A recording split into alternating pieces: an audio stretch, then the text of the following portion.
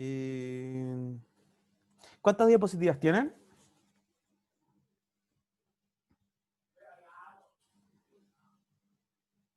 ¿28, profe? Sí, Ya, 28. 28. A partir del índice. Ya. Hoy día ando simpático, así que presenten en el orden que ustedes quieran. Son fuera de la portada, vendrían siendo 4 diapositivas cada uno, ustedes se van cambiando. ¿Profe? ¿Sí? Pero respecto a eso, ¿nos puede dar como un minuto entonces para ponernos Sí, de obvio, acuerdo? Como... obvio. Ya, muchas gracias.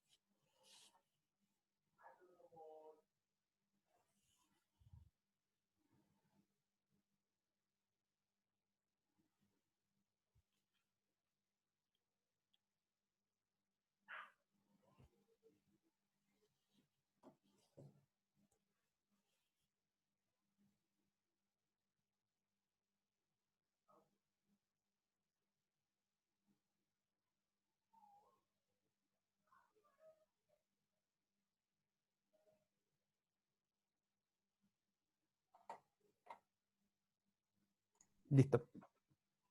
Ya. Bueno, buenas tardes, profesor, compañeros, compañeras. Nuestro grupo se compone de Patricio Bordones, Benjamín Ferrada, Rodrigo Mendoza, María Teresa Muñoz, Marcos Plit, Jorge Ramírez y quien les habla, Claudia Encuán.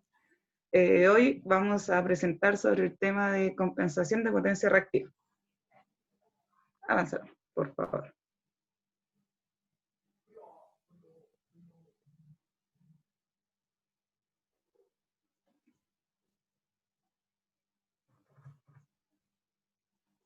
No, ahí se cambió.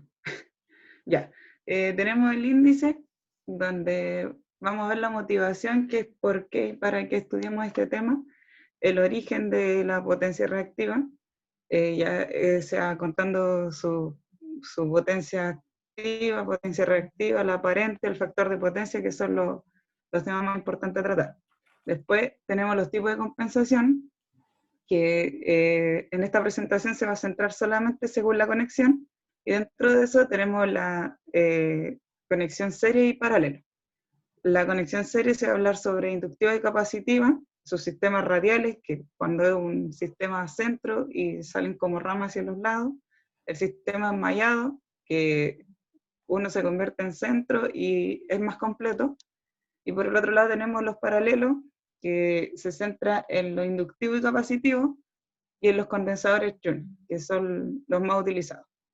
Luego vamos a tener los cargos por factor de potencia, que son los cargos que se aplican a la empresa o al cliente que está teniendo muchos reactivos en su red. Después se va a hacer aplicación de cálculos de a través de un ejercicio, y finalmente se van a presentar las conclusiones y referencias del trabajo. Avanza, por favor. Ya.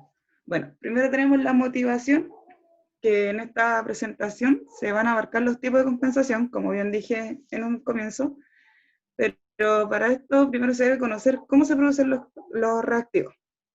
Bueno, la mayoría de los sistemas de energía eléctrica conlleva a considerar potencia activa y reactiva, y su relación conocida como el factor de potencia. Ya, es por esto que es necesario conocer el concepto de cada una de ellas, y a su vez los efectos que producen en un sistema eléctrico.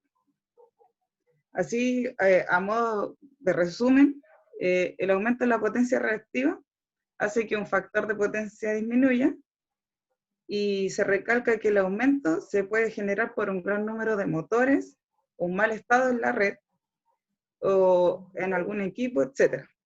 y esto va a llevar inconvenientes como pérdida en los conductores, calentamiento, fuertes caídas de tensión, y bueno, todo esto es un mal para la red.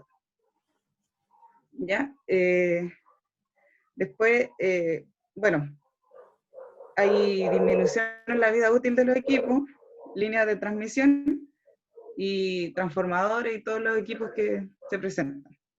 Bueno, en la parte económica, un aumento en la factura, ya que esto es como penalizado por la empresa que cobra, porque es más difícil suministrar potencia activa, ya que se calcula de tal forma que se pueda pasar la potencia aparente y que también se puedan, ¿cómo se dice la palabra? Se puedan llevar los reactivos. Entonces, cuando hay mucho, esto se vuelve como una tranca y no hace que Compensar los funcione bien. reactivos. Eso, compensar los reactivos. Y bueno, es por esto que para evitar todos los problemas que emplea la potencia reactiva en la red, es necesario para nosotros como futuros ingenieros eléctricos conocer bien el tema y saber bien cuáles son sus efectos. Adelante. Cambio, por favor, Jorge. Ya. Tenemos el origen, que son los conceptos importantes, y vamos a partir con la potencia eléctrica. La potencia eléctrica se define como la energía entregada o absorbida en un tiempo determinado. Se puede calcular como el producto entre V por I, donde este producto en corriente alterna se conoce como la potencia aparente, y la potencia instantánea tiene forma sinusoidal y oscila en torno en el V por I coseno, como se ve en la figura, y lo conocida como la potencia activa. Y por el otro lado tenemos el V por I por el seno de phi, que es la potencia reactiva. Todo eso se ve en la figura 1. Ya, después, ¿qué es la potencia activa? Es una transformación completa de la energía eléctrica en trabajo mecánico. Y esto nos retorna a la red. Por ejemplo, las lámparas, los hornos, en general todo equipo que posea una resistencia pura. Luego tenemos la potencia reactiva, que no es una potencia consumida por la instalación, ya que esta no produce un trabajo útil. Y es una potencia sinusoidal, como se ve en la figura nuevamente, y es utilizada para formar campos eléctricos y magnéticos mediante bobinas y condensadores.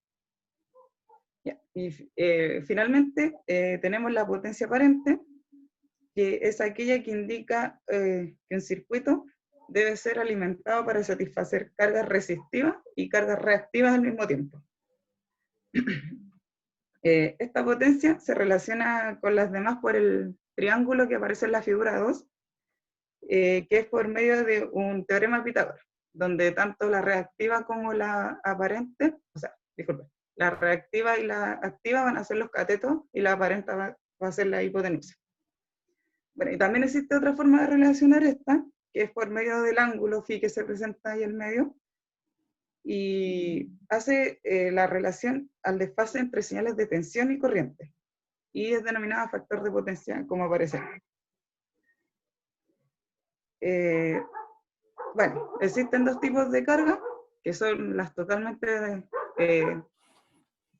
resistivas, por las que fluye una corriente y una fase en tensión, y las reactivas, que poseen un desfase a 90 grados con la tensión. Esto se puede observar que hay una potencia en adelanto y en atrás. Donde el adelanto es, adelanta la corriente al voltaje y se ve como una carga capacitiva, donde su potencia reactiva va a ser negativa. Y por el otro lado, la de atraso, donde la corriente atrasa el voltaje, se ve como una carga inductiva y la potencia reactiva va a ser positiva. Sigue, por favor, Jorge.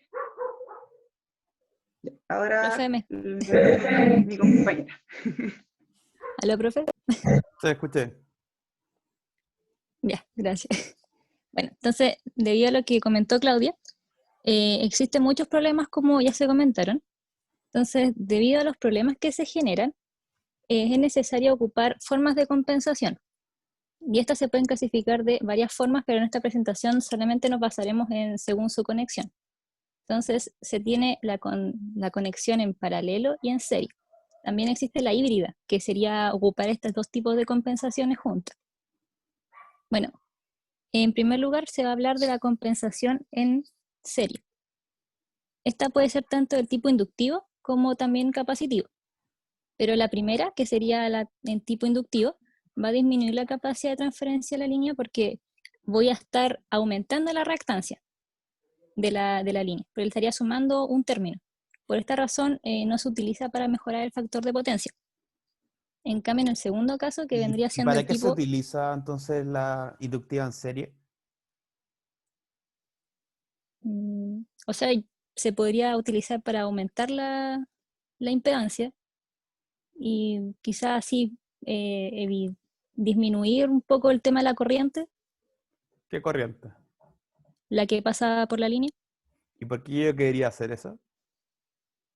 Igual va a depender un poco de las aplicaciones que se pueden utilizar. Quizás hay, no sé, a ver, menos pérdidas quizás, para evitar O sea, no, tendría más menos... pérdidas porque le estoy aumentando la impedancia a la línea. Yo creo que más va por el tema de la aplicación que se puede ocupar con menos corriente. Pero si sirve, mira, te voy a ayudar un poco. Si disminuye la corriente, no cualquier corriente.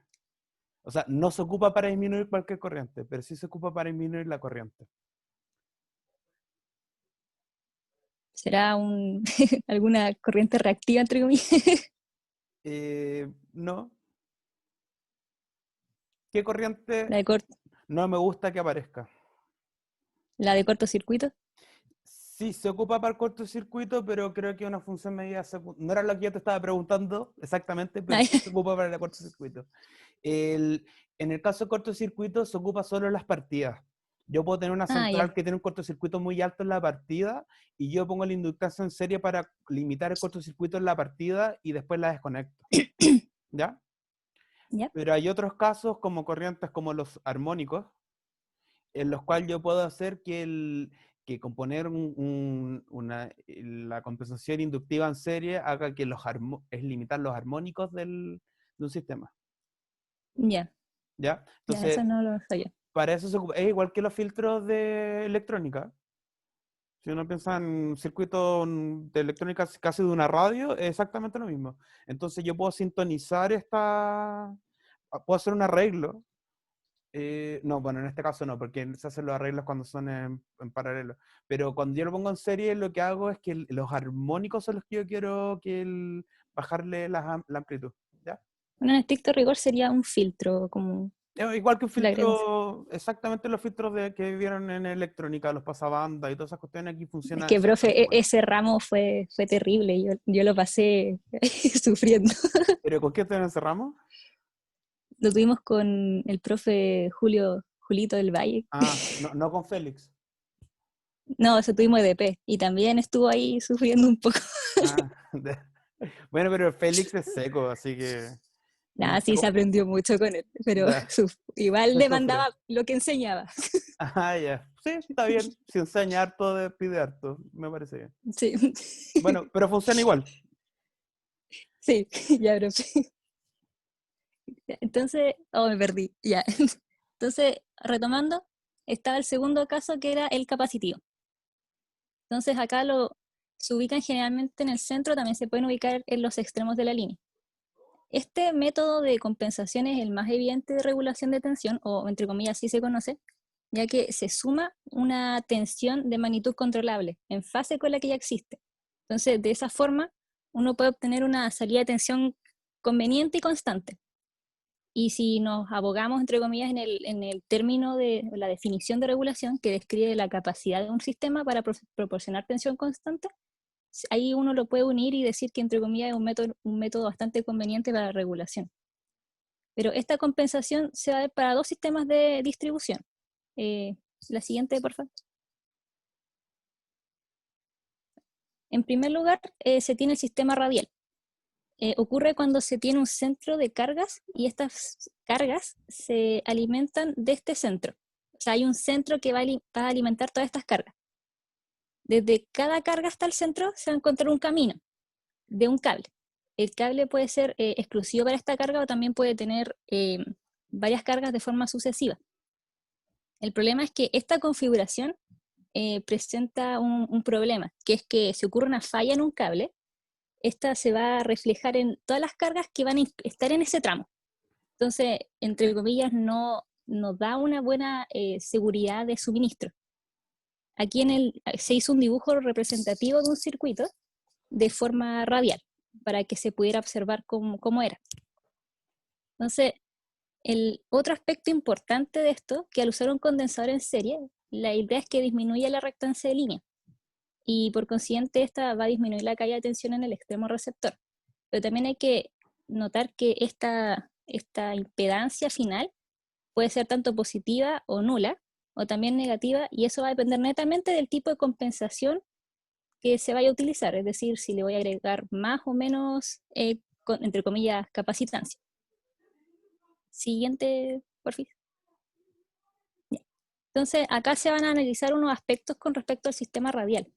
Entonces, con respecto a las potencias, se tiene que, al disminuir la reactancia, cuando ya se ocupa la compensación, se va a disminuir la potencia reactiva y por ende la potencia compleja, a partir de la ecuación que sale en la diapositiva, que sería X menos XC. Entonces, si yo le estoy restando, voy a disminuir la impedancia total y se disminuiría el término. Entonces, con eso se disminuyen las pérdidas reactivas. Otro efecto es que ayuda a mejorar el factor de potencia debido al triángulo de potencia que se mostró al principio de la presentación, ya que va a existir una disminución de la reactancia, que es uno de los catetos del triángulo, y así se va a cambiar este ángulo. Por otro lado, existe un concepto que se llama cargabilidad. Este concepto habla de la cantidad máxima de potencia que se puede enviar a través de una línea o un conjunto de líneas. Entonces, cuando uno tiene este tipo de compensaciones, esta cargabilidad se puede, entre comillas, como modificar o variar dependiendo del valor de la reactancia que se vaya a poner. Siguiente, Jorge. Jorge.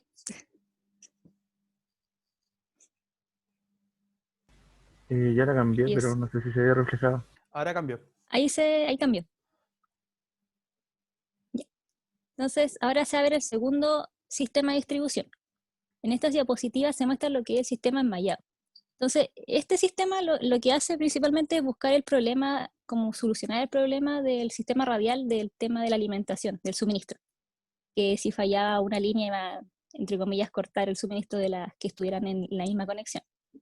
Entonces, los sistemas radiales se pueden multiplicar, se pueden duplicar, y así cada carga puede estarse como alimentada de un cable u otro. O bien una línea que alimenta muchas cargas puede terminar en otro centro de alimentación. Entonces, si a un sistema radial se le agregan más ramas entre los nodos que ya existen, se forma el sistema enmallado, que es lo que se tiene en esa diapositiva. Que la idea es que las líneas estén conectadas por dos sistemas, como para hacer entre comillas, una malla. Siguiente, por favor. Sí, quédate un poco ahí, por favor. Hay algo que dijiste bien, pero creo que en la figura no se ve bien, que uno, como es un diagrama, uno tendería a ver que las tres líneas son similares. Pero la idea de pensar en un sistema enmallado es que, por ejemplo, que la línea la LZ, la que tiene la impedancia LZ, puede tener una distancia muy distinta que la ZL1, porque puede estar conectada a distintas subestaciones. Entonces, la idea de poner en un puro sistema radial, en una pura línea, es poder compensar que puede ser que por la línea del medio esté pasando mucha menos corriente por un tema de distancia, siendo que la línea sí tendría la capacidad para pasar más corriente. Entonces yo compenso las líneas críticas por un tema casi de distancia por las que están conectadas. que dentro del diagrama no se ve claramente que las líneas podrían ser muy distintas. Eso quería acotar un poco. Claro. Sí, está bien, porque igual el dibujo no lo muestra. Claro, pues uno podría pensar que son Ya. 3 líneas iguales y compenso solamente una. Pero la idea del sistema enmallado es que van por distintos lugares en distintas direcciones entre distintas subestaciones. Entonces pueden ser totalmente distintas las líneas. Gracias, profe.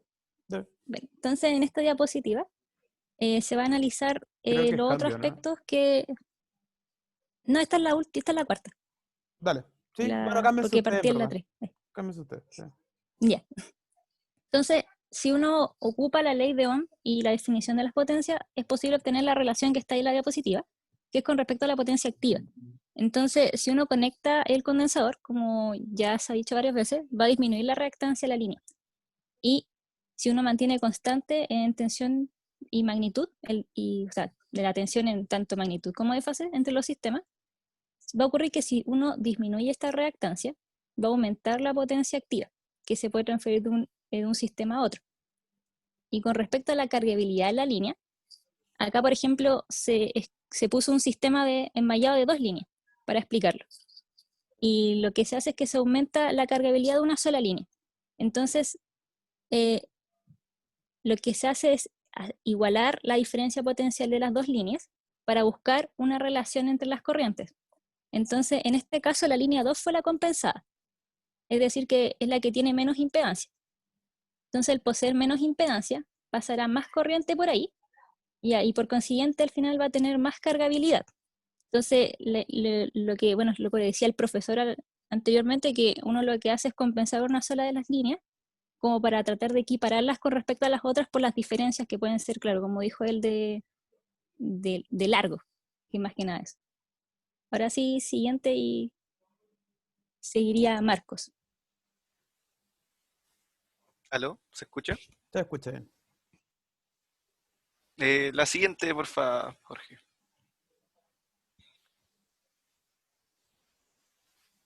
Ya la cambié. Está corriendo el ratón. Bueno, otro tipo de configuración que se puede optar en este caso es la compensación paralela, que en este caso se puede dar tanto por condensadores como reactores. En la primera de este caso, que vendría siendo por condensadores, se ve disminuida la caída de tensión en la línea, las pérdidas de los equipos y los componentes de la red, además de mejorar el factor de potencia. Como todos sabemos, normalmente se instalan bancos de capacitores. En el segundo caso, que vendría siendo el del reactor, se absorben los reactivos, disminuyendo así las sobretensiones que existen en el vacío. No obstante a esto, dado que en la Sí. mayoría de los casos Creo que lo las estás cargas diciendo son al revés. comúnmente inductivas, Sí, Marcos, creo que lo estás diciendo al revés. eh, La A es el inductivo y el B es capacitivo. la A, Sí, disculpe, sí, es que partiste hablando del capacitivo y del inductivo, como que estás diciendo al revés, o idea mía. puede ser que me haya confundido. Apartamos de nuevo. Bueno, lo que estaba diciendo era que en el primer caso se ven disminuidas las caídas de tensión en la línea. Disminuía las caídas de tensión Sí, con porque un, se regula. con un, con un No, con un potencial. capacitivo. Ya, pero ese es el caso B de tu presentación. Partamos por el caso A. Ah, lo dice con respecto al... Ah, ya. Claro, o sea, Disculpe, que... con lo que me está Sí, mostrando sí, sí, es lo mismo. sí. Entonces las digo al revés, es que las tenía memorizadas por ese lado. Disculpe. Claro, pero la idea es Eh, presentar lo que está en la pantalla. Claro, entonces presentando el caso A, la compensación paralelo inductivo, se absorben los reactivos disminuyendo las sobretensiones en vacío. En el caso B, que vendría siendo el ¿Cómo se caso llama ese de efecto? la absorción de reactivos, El problema de cuando se suben las tensiones en la red, efecto Ferranti. que eso lo vimos ya en otra presentación, ¿cierto? Sí, en otra presentación, correcto. Ya. Entonces, en el caso B, que sería la compensación paralelo en capacitivo, se ven disminuidas las caídas de tensiones, como ya había dicho, pero me confundí en el orden, las pérdidas de los equipos y los componentes de la red. Ahora bien, como la mayoría de los casos de las cargas son comúnmente inductivas, la compensación usualmente es capacitiva. Este tipo de compensación puede ser instalada en diversos lugares, como cerca de la carga, en una subestación de distribución, a lo largo de un alimentador o en una subestación de transmisión. Ahora bien, como usualmente el uso es capacitivo, se hablará de eso en la siguiente slide. Ya, de partida, los condensadores Chunt es una compensación empleada a nivel de subestación, según la CNE, por las siguientes razones. Primero, por la regulación de tensión. Y es porque, dada que la demanda durante el día va variando, los voltajes en la subestación y en la barra de distribución también lo hacen a medida que van variando en conjunto. Sumado a eso, que el factor de potencia es la mayor parte del tiempo inductivo. Entonces, con un condensador en paralelo, o shunt, que también es otra forma de llamarlo, puede elevar el voltaje cuando haya una situación de sobredemanda. Además de eso, puede estar conectado permanentemente a la barra o puede ser conectado según las necesidades del día con un switch inteligente.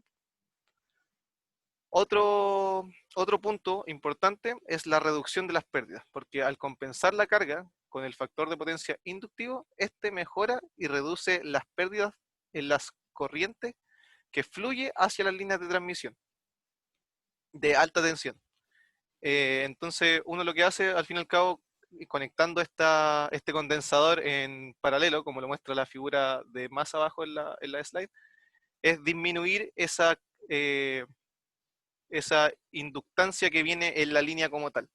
Además de eso, otro punto importante es que incrementa la capacidad de los equipos. ¿Esto cómo se traduce? Es que la compensación shunt con los bancos de condensadores reduce la cargabilidad de las líneas, transformadores y generadores. Sí, pero un poco, dijiste que aumenta la capacidad de los equipos.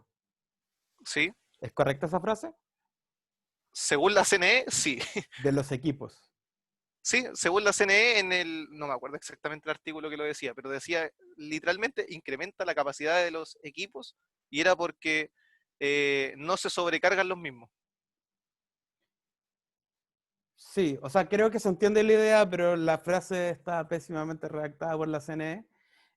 Pero creo que todos entienden la idea. Al final, si tengo menos pérdida, tengo espacio para posar corriente útil. Estoy Claro, es liberando, la corriente que nos sirve al fin y al cabo. claro, estoy liberando cargas del conductor porque el conductor al final siempre tiene la misma capacidad de corriente y todos los equipos tienen la misma capacidad. Nunca varía la capacidad. Solo lo estoy haciendo es quitar corriente que no me sirve y para utilizar espacio en esa corriente que sí me sirve. Estoy liberando, Claro, liberando sería corriente. como incrementa la utilización correcta de los equipos. Claro, al final lo que estoy haciendo es ocupar menos reactivos para ocupar más activos, pero en sí la corriente de la línea sigue siendo la misma. O sea, Eh, no estoy aumentando ni una capacidad de nada. claro, la capacidad como tal del equipo no, No, porque viene ya, dada. ya. Bueno, siguiendo con la presentación, las pérdidas de potencia, tanto reactivas como activas, se dan por la transmisión a los equipos de suministro de energía, provocando un consumo de corriente claramente más elevado cuando la transmisión única es de potencia activa en comparación con las dos. Como se puede ver en la imagen, mejor explicado, es que cuando uno tiene la potencia activa 100% es simplemente la parte que está en vertical. En cambio, cuando uno aumenta la potencia reactiva, si se pueden dar el caso, da un 141%. En ese caso, nosotros lo que queríamos hacer con el condensador en shunt es disminuir esta variación y lo que hace ahí arribita donde dice potencia reactiva capacitiva es que lo disminuye de 141 a 112%. Es decir, mientras menor sea el ángulo phi, más grande será el factor de potencia o coseno phi, lo que implica una menor potencia reactiva. Por ende, una corriente menor, dado que los reactivos son Q igual la corriente al cuadrado por JX. O también dado por las pérdidas que se ve en la ecuación. Además, Sí, o sea, además, te puedo eh, interrumpir de nuevo. Es Dele nomás, profe. sí, es de pesado nomás. De nuevo, como lo dijiste, entre más chico sea el ángulo coseno phi. El ángulo podría ser negativo, y al ser negativo es más chico que cero, Claro, es y el módulo al fin y al y cabo. no es máximo, ya, y es más cercano a uno, ¿ya? Sí, Entonces, lo que... son ya. temas de palabras de Sí, uso. sí, pero yo soy medio pesado, pero bueno, sí, No, no se preocupe, sí, hay que ya, ser político para estas cosas y hay que ya, decirlas como son. ya, adelante. Bueno, por este motivo, las empresas de suministro castigan la potencia reactiva cuya facturación se produce en valores medios de 15 minutos. Esto se verá más adelante en la aplicación y en los ejemplos que darán mis compañeros, así que voy a seguir con este mismo tema. Mediante el uso de instalaciones de compensación de la potencia reactiva, los consumidores de energía pueden rebajar la referencia de la misma, incluso hasta un nivel gratuito. Así, los costos de la corriente para la referencia de potencia reactiva desaparecen completamente. Más adelante, insisto, se hace hincapié en todo esto que estoy diciendo. Normalmente, las inversiones en las instalaciones de compensación de la potencia reactiva se amortizan en un plazo de los primeros años de servicio, entre el primero y el segundo. Ese es un dato que entrega la CNE aproximado. Y pasando a la siguiente diapositiva, se hace una comparativa en realidad entre el serie y el shunt. Primero partiremos hablando por el en serie, que en esta regulación se conectan los capacitores en serie, valga la redundancia, para compensar en cierta proporción la reactancia existente. Su efecto es reducir la reactancia inductiva de la línea, reduciendo de este modo las caídas de tensión en esa línea y aumentando el límite de estabilidad en ellas. Además, también puede incrementar la capacidad de transmisión de la misma. Ahora, por otra parte, esta compensación posee ciertas desventajas. Por ejemplo, que la adición de capacitores en serie puede excitar oscilaciones de baja frecuencia. Y acá se produce el fenómeno de resonancia y empiezan a sumarse las frecuencias de baja frecuencia y pueden pasar varias cosas malas. ¿Qué cosas, por Eh, ejemplo? por ejemplo, que pueden dañar las flechas de los turbogeneradores, por ejemplo. Es un ejemplo que se daba. Sí, pero vámonos como no tan al detalle en la central. Estamos aquí viendo compensaciones en línea, ¿cierto? Claro, Ya. ¿Qué le puede pasar si es que un condensador entra en resonancia? si un condensador entra en resonancia, podría incluso dañarse o dejar de funcionar. Sería casi una explosión. Podría explotar, exactamente, eso es lo que estaba buscando. Los condensadores tienen frecuencias de resonancia ni siquiera tan bajas, porque tú hablaste como disculpa, son altas, porque la frecuencia de resonancia de un condensador es más alta que la frecuencia de la red, Ah, ¿ya? claro. Entonces, pero no son tan altas, es muy cercano al tercer armónico. Entonces Sí, ya sí, por eso es que baja frecuencia y alta frecuencia uno podría hablar de 10.000 Hz y en realidad eso es alta frecuencia. claro, pero en verdad lo que tenemos nuestra referencia es la red, 50 Hz. Claro, Entonces, dentro de eso, ya a los 150 Hz es posible entrar en resonancia con un condensador, lo cual habla mal de nuestro tercer armónico, que al final si no lo controlamos bien puede generarnos problemas en muchas cosas. Por ejemplo, en los condensadores. ¿Ya? claro. Y este problema también puede ser en paralelo, por si acaso. Ya, eso no lo teníamos anotado, así que Sí, es es bueno que que lo mencione. hay un tema, mira, igual volvemos a los filtros de electrónica. Si es que mi condensador en paralelo está más o menos sintonizado a la frecuencia del tercer armónico, yo podría inducir que pasara a una frecuencia que entrara en resonancia. Ya. Todo va a depender qué tan sintonizado tengo el sistema en paralelo, ¿ya? O sea, por la inversión tiene que ser buena, así que Eh, claro. bueno, siguiendo con la presentación, otra de las desventajas que presenta esta comparativa entre serie y paralelo, la serie es que aumentan las intensidades de cortocircuito. Ahora bien, pasando al lado derecho de nuestra tabla, es cuando se conectan los condensadores en paralelos, en los extremos de la línea. La instalación comúnmente se usa para evitar las sobretensiones para ciertas demandas. y además de eso compensa el factor de potencia, que fue lo que expliqué en la diapositiva anterior. Este tipo de compensación posee ciertas ventajas, como por ejemplo mejorar el rendimiento del sistema y que es más económico en comparativa al serie. ¿Y por qué es más económico? Por... era por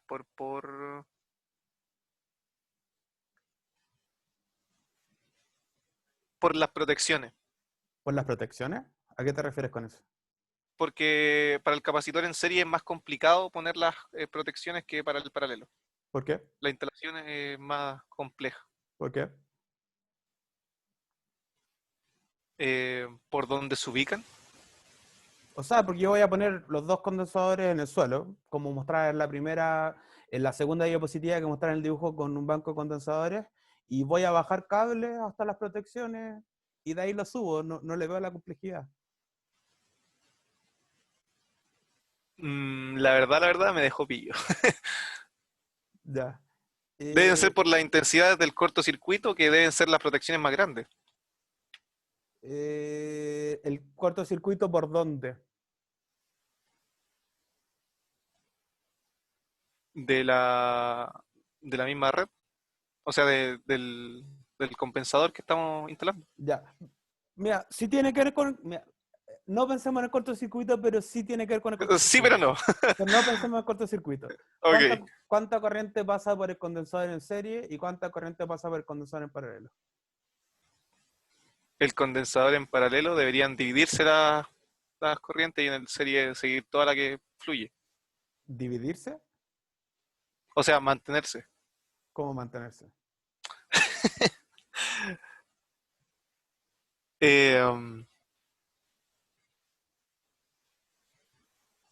Es que en el serie debería mantener toda la corriente que fluye por ahí. En el paralelo es menos Ya. corriente porque depende de la impedancia que hay en cada parte. Un poco más específico, por favor. Ya, por el condensador en serie, ¿qué corriente pasaría? ¿Cómo? Disculpe, lo escuché entrecortado. Sí, es que necesito que me contestes un poco más específico. Por el condensador en serie, ¿qué corriente pasaría? Y la respuesta no se mantiene, porque todavía no me dice qué corriente es. O Entonces, sea, la de línea, la completa, la la que pasa por completa, la red, la de la la de carga. la transmisión, eso. Exactamente, la de la carga. Excelente. Y por el condensador en paralelo, ¿cuánta corriente pasa? En paralelo debería ser solo la que se compensa. Exactamente. Entonces, si yo tengo el mismo condensador en serie o en paralelo, en serie puede pasar, no sé, 10 veces, 100 veces más corriente que en paralelo. Claro. Entonces, yo tengo que tener un condensador que soporte 100 veces más corriente. Ah, entonces es por el condensador, no es por la protección Claro, como tal. exactamente. O sea, obviamente Ah, ya. que la corriente va a influir en las protecciones, pero el problema es que tengo que comprar un condensador que soporte 100 veces más corriente que si en serie o en paralelo, que si fuera en Claro, paralelo. ahí yo tenía el error de en cuál era uno o la otra, en realidad. Ya, No, pero es eso, es cuánta corriente estoy haciendo pasar por el condensador. ok. A ver, me perdí. Que en la parte Ya de la... estás terminando las ventajas del paralelo. Ah, ok. Y una de las desventajas es que al disminuir la tensión en la barra donde se instala esta compensación, si se produce una caída de tensión, la potencia reactiva se ve disminuida. Entonces, lo que sucedería es que se compensa menos de lo esperado.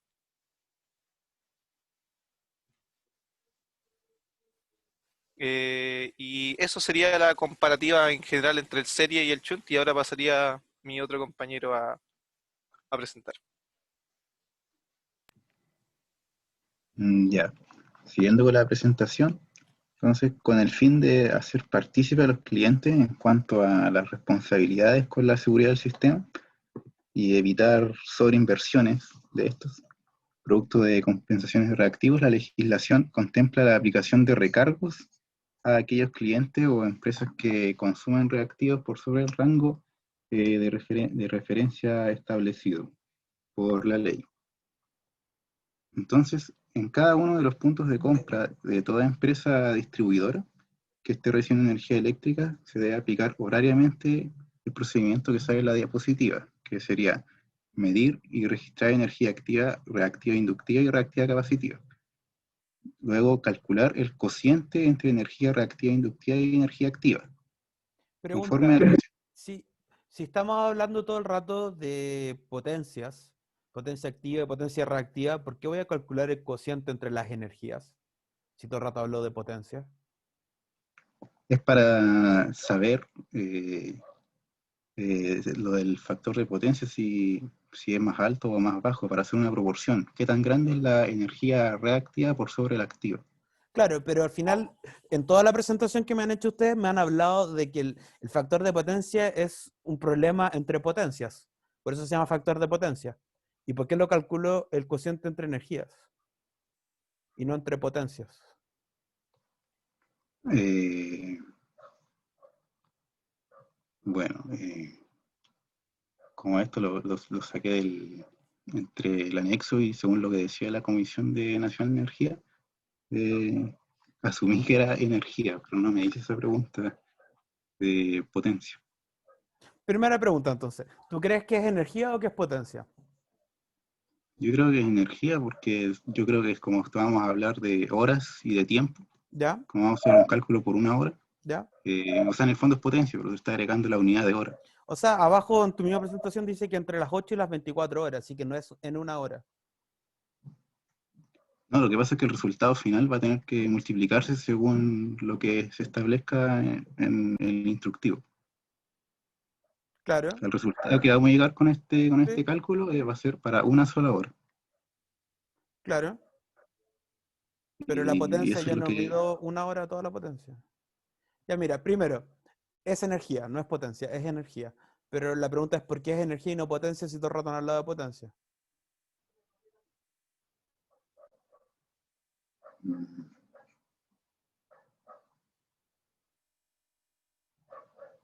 ¿Qué es la energía? De hecho, lo nombraste recién tú. la energía es potencia, pero se le saca la unidad de tiempo. Es potencia por tiempo, ¿cierto? ¿Sí? Sí. Entonces, si yo tomo una potencia por tiempo y le divido por una potencia por tiempo, se me van los tiempos, ¿cierto? Sí. Y queda potencia y potencia. Entonces, ¿qué gané en hacerlo con energía en vez de hacerlo por potencia? Yo creo que es lo mismo. No, no es lo mismo. Cuando lo hago con energía estoy sacando el promedio de las potencias. ¿Sí? Ah, se busca el valor medio, entonces. Sí, lo que se busca es el valor medio. Entonces, yo lo hago con energía para tener un promedio de potencias, porque si lo hago con potencia es una medición puntual. Y puede ser que haya tomado el peor momento o el mejor momento. Entonces lo hago con energía Ah, para poder claro. encontrar el promedio de las Mm, potencias. ¿Ya? Tiene sentido con lo visto en la primera presentación de los tipos de carga. Sí. Bueno. Bueno, teniendo ese cociente, se aplican los cargos por energía y se realiza según una ecuación de Jorge. Adelanta, por favor. Pero antes de aplicar esa ecuación se tiene que considerar esta tabla. Esta tabla la saqué de un PDF hecho por la Comisión Nacional de Energía, un decreto. Puede variar, en este caso es de febrero del 2019. Lo que se establece con esta tabla es que mientras mayor sea la proporción de energía reactiva por sobre la activa, mayor va a ser el cargo. Pero el castigo es más para instalaciones con mayor tensión que con menor tensión. Siguiente, Jorge. Entonces, considerando la tabla, se registra para un punto cualquiera de la interconexión, en este caso del zinc, esa tabla era para el sistema interconectado del norte grande, para para una hora y día efecto a cobros por consumo reactivo, los siguientes valores de energía, de energía activa y reactiva respectivamente, lo tomamos, por ejemplo, EP 160 megawatt hora, Q 60 megawatt hora. Luego A este cociente consideramos da 0.375. Entonces se busca en la tabla dónde cae este cociente. En este caso cae en la segunda fila de esta tabla que se tomó de la anterior, pero para no volver a la diapo anterior la puse aquí. Entonces, según se aplica la fórmula dada por el instructivo y se considera 160.000, que es lo que se consumió, esta vez expresado en kilowatt hora. Luego se considera el primer intervalo y el segundo. Como la razón da 0.375, se considera el intervalo en que cae y el anterior. Entonces, como el cargo por tensión superior a 100 kV en el rango de 0 a 20% es 0, el de 20 a 30, 6.42, perdón, la razón cae en el tercer intervalo, me confundí, ya que 0.375 caería en el 30 y 40%. Entonces, considerando esas tres filas, se realiza la multiplicación correspondiente dada por el instructivo y se tiene un cargo para 1 hora. Siguiente. Ya, los dejo con Jorge, que les hablará sobre los cargos por bajo factor de potencia, pero para los clientes. Profe, ¿se escucha bien? Sí, se escucha bien. Ya, bueno. Bueno, estos son los cargos del factor de potencia, pero en el punto de clientes. Bueno, como dice acá, el factor por consumo efectuado en la instalación de los clientes tiene un factor de potencia, digamos que ideal, que es de 0.93. Entonces, este cargo se realiza por cada 0,01 que baje ese factor de potencia, se va a cargar un 1%. Entonces, tomando el ejemplo que refería a la guía, de un voltaje menor a 23 kV, el cargo debería ser de la siguiente ecuación. Sería la energía mensual activa por nuestro factor de potencia ideal menos el coseno de phi que estamos calculando por el costo de la energía. Entonces, acá tenemos que el E sub P, que es la energía activa, energía mensual, tiene que estar en kilowatt hora. Sí, te interrumpo un segundito. sí. Nuevamente, solo por ser pesado, kilowatt hora la K es minúscula. Ah, perdón. Sí, Profe. pero son problemas, no sé, tendré un talk con esas cosas, no sé. Sigue adelante. Muchas gracias, profe. Bueno, siguiendo, bueno, el coseno de phi, obviamente el factor de potencia calculado entre la energía activa y reactiva total mensual, y por último tenemos el costo de la energía, que va a ser la cantidad de pesos en los kilowatt hora. Bueno, acá se da un ejemplo entre, bueno, valores de energía, solamente para ejemplificar esto, que es energía activa mensual, ahí faltó la N, de 25 megawatt hora y energía reactiva mensual de 18 megawatt ampere hora. Bueno, el factor de potencia se obtiene de estas dos potencias, activa y reactiva, y este es, bueno, es el coseno de la tangente a la -1 de entre Q y partido P. Entonces, ese factor de potencia da 0.81. Como se puede ver, es muy lejano al 0.93 que, digamos, es el ideal.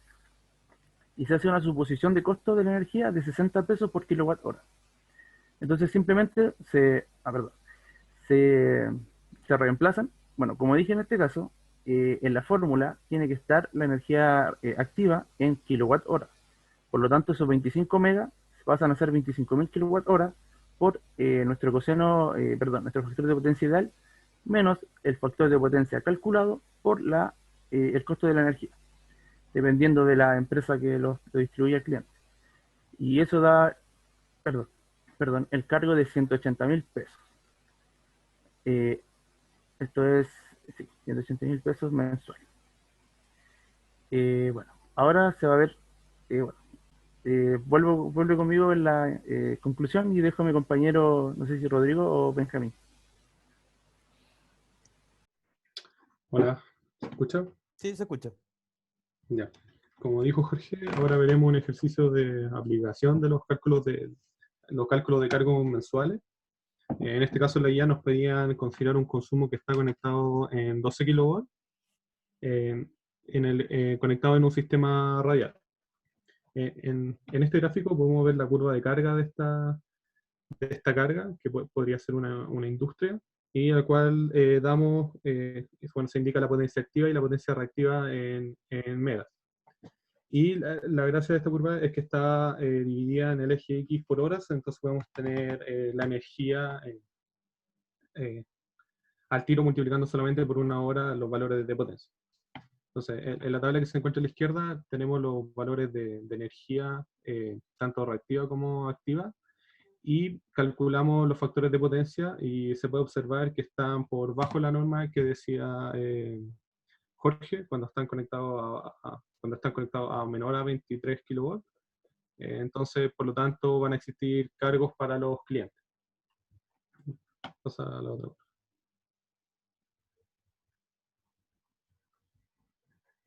Entonces, como los factores de potencia se encontraban menor a un 0,93, debemos aplicar la fórmula de los cargos mensuales, va a ser cuánto va a pagar el cliente.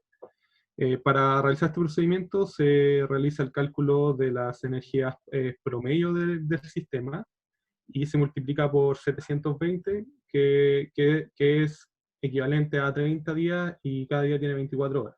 Por lo tanto, nos da una energía activa de 5.355 megawatt-hora por mes, y la energía reactiva que va a ser 3.939 megabar-hora partido por mes, y con esas energías calculamos el factor de potencia, que nos da un 0,804. Entonces, con eso aplicamos la fórmula considerando un costo de la energía de 40,86 pesos por kilowatt-hora, que corresponde al horno gas. Entonces, calculando, debemos pasar la energía activa a kilowatt, y aplicamos la fórmula que al final va a quedar 5.355 kilowatt-hora partido por mes por los 0,93 menos el 0,804, que es el factor de potencia que calculamos, por el precio de la energía, y eso nos da unos cargos mensual del cliente de 27.569.467 pesos. Dale. Ahora, lo que nos pedía ayer era también calcular los cargos mensuales de la subtransmisión. Estaba a 230 kV, y para calcular los cargos mensuales debemos considerar, de la subtransmisión, debemos considerar semanas de 6 días y de solamente 16 horas, ya que el cargo se realiza entre las 9 y las 24 horas. En ese caso, ¿qué es lo que hacemos? Calculamos el cargo diario, según el factor de potencia, y con eso hacemos la sumatoria y calculamos el cargo mensual multiplicándolo por 24 días. Con eso obtenemos un cargo mensual de 28 millones y 9.744 pesos, 8. Y por lo tanto podemos notar que los cargos mensuales de la subtransmisión son mayores que los cargos de los clientes, por lo tanto este sistema necesita una compensación. Ahora, ¿cómo hicimos el cálculo? Por ejemplo, aquí tenemos un ejemplo del cálculo a la hora 12, donde tenía una energía activa de 13 megawatt-hora y tenía una energía reactiva de 9,8 megawatt-hora. Y para realizar esto debemos sacar la razón, como explicaba Patricio, y tenemos que ubicarlo dentro de los intervalos según las tablas de los cargos de los cargos de energía para tensión superior a 100 kV. En este caso lo que debemos hacer es aplicar la fórmula de cargo, donde tenemos que hacer la sumatoria de estos intervalos. Por ejemplo, entonces la hora 12 tiene una razón de 0,754, entonces estaría entre el intervalo de sobre 50 y hasta 80. Por lo tanto, multiplicamos por la energía activa en kilowatt-hora, que en este caso era 13 megawatt-hora, entonces ahí queda 13.000, y vamos haciendo la sumatoria desde los 0,2 hasta 0, que es el primer término que se ve ahí, 0,2 menos 0 por 0, que es el cargo para dicho intervalo. Y así, lo mismo, hasta llegar al intervalo donde está nuestra razón, y se hace la resta entre nuestra razón menos los 0,5 que es el límite inferior de ese intervalo y se multiplica por el costo. Entonces, teniendo todo eso, obtenemos que el costo para esa hora son 115.501,6 pesos. Y así, como dije en delante, se suman los costos para cada hora y obtenemos el cargo diario y luego lo multiplicamos por 24 días, que es lo que indica la norma, que solo debemos considerar 6 días semanales y 4 semanas. Eso. Ahora lo dejaré con Rodrigo, que va a explicar cómo se calcula la compensación. ¿Aló? ¿Se escucha bien? Sí, se escucha. ¿Aló? Ah, Sí. ok. Bueno, continuando, lo primero que hay que conocer para el tema de la compensación de potencia reactiva es cuál sería, o sea, lo que queremos lograr es que cuál sería la potencia reactiva, la compensación de esta para que el cliente no pague cargos. Si uno se fija en la ecuación del cargo mensual del cliente, era la energía de potencia activa multiplicado por la diferencia entre 0,93 y el coseno de phi por el costo unitario. Entonces, la única forma de que el cargo mensual sea cero es que el coseno phi sea 0,93. Entonces, eso es lo que queremos lograr. Planteamos la ecuación de potencia activa, que es la potencia variante por el coseno de phi. Despejamos el coseno de phi y nos queda esa expresión imponiendo en el fondo el 0,93. Luego utilizamos los datos que teníamos de potencia activa y reactiva antes de realizar la compensación, que sería 5.355 y 3.957 en megas. Y con la ecuación de más arribita despejamos el QC en el fondo, que es lo que queda ahí en la parte inferior de la lámina. Finalmente, claro, nos queda que el QC nos va a valer 1840 aproximadamente megavolt ampere reactivos por hora en un mes. En el fondo, claro, es la energía en un mes. Y si queremos sacar la energía en una hora, lo dividimos por 720 horas y nos queda 2,55 megavolt ampere reactivos. Luego la siguiente lámina, eh, que lo que queremos ahora es calcular, ya tenemos en el fondo que el cargo mensual va a ser cero, pero ahora queremos saber cuál es la inversión inicial para poder lograr esto. La inversión inicial se calcula con la ecuación que presentó mi compañero, que nos dice que el costo va a ser la potencia multiplicado por el costo unitario del kilovolt ampere, multiplicado por el precio del dólar, que bueno, lo sacamos en el día, hace un par de días, el 30 del mes pasado, que estaba a 769 pesos. Y con eso nos da una inversión inicial de 39.800.000 aproximadamente. Luego, si comparamos este precio con el precio de cargo mensual que teníamos anteriormente, de 27.500.000 pesos aproximadamente, dividimos estos dos valores y nos da que la inversión inicial que necesitamos realizar se va a recuperar en un mes y medio más o menos, 1,44 meses. Esto sin considerar ningún costo adicional. Bueno, luego la siguiente diapo. Ya con esta condición que hemos encontrado, ahora queremos saber, bueno, pero ¿cuánto paga la empresa Subtransmisar con este nuevo Q en el fondo? Para eso, el QC que calculamos recién, con el triángulo de potencia, tenemos que restárselo a cada uno de los Q que teníamos antes, y nos queda una nueva columna que se presenta ahí como Q2, que ya está restado el nuevo Q que calculamos. Ya habiendo calculado este Q2 nuevo, por así decirlo, lo que hacemos ahora es calcular lo que sería el cargo mensual. Lo mismo que realizamos antes con el otro Q, pero ahora con el Q corregido, por así decirlo. Con la misma ecuación y todo, y en el fondo desde las 8 hasta las 24 horas y solamente considerando 24 días del mes.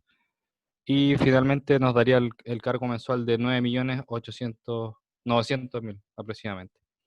Lo cual disminuye muy considerablemente el costo mensual en comparación a la situación anterior, que ahí está la comparación, que antes teníamos 28 millones y bajó a 9.900.000, entonces bajó bastante el costo para la empresa subtransmisora. O sea, tuvimos una ahorra por parte de la empresa y además por parte del cliente. Bueno, en la siguiente diapositiva Ahora lo que queremos saber es qué tendría que pasar para que la empresa subtransmisora no pagara nada, o sea, que el costo sea cero. Si queremos que el costo sea cero, nos tenemos que fijar en la ecuación de la sumatoria que teníamos hace un par de láminas atrás, eh, la cual nos decía que, bueno, con la tabla ahí se puede ver, que desde 0 a 20% del cociente, o sea, cuando el cociente de energías era hasta el 20%, el costo es cero. De ahí para adelante ya hay un valor asociado. Por lo tanto, queremos que el valor de relación entre DQ y EP sea un máximo de 0,2. ¿Qué tenemos que hacer para que esto suceda?